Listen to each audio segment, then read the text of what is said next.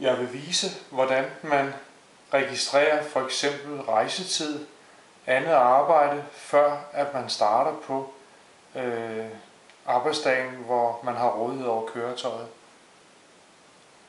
Jeg indsætter førerkort i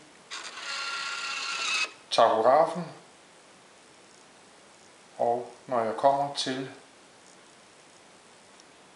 punktet tilføjelser,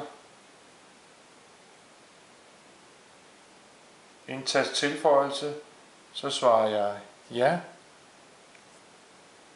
Og sidst jeg har udtaget førerkortet for et stykke tid siden, det er flere dage siden, og derfor så skal jeg skifte den dag til slut og fortsætte på en ny dag. Derfor ændrer jeg det her til ja.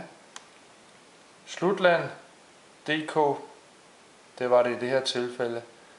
Start på den nye arbejdsdag.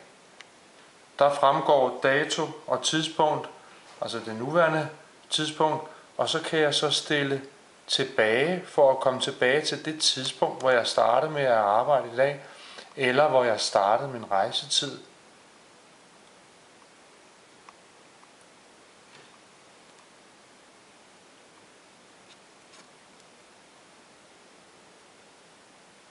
Nu går jeg lige sådan cirka en halv time tilbage for at vise eller lave et eksempel på en halv times rejsetid eller andet arbejde, inden jeg påbegynder at arbejde. Det vil sige, nu er jeg gået tilbage til starttidspunktet og har godkendt det. Så skal jeg godkende startland, og så skal jeg faktisk registrere frem til det nuværende tidspunkt igen, hvor jeg her er ved at indlæse førerkortet. Det vil sige, så kører jeg bare frem igen, så langt jeg kan, med pilen opad.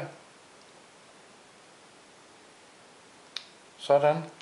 Nu kan jeg ikke komme længere, det vil sige, det er det nuværende tidspunkt.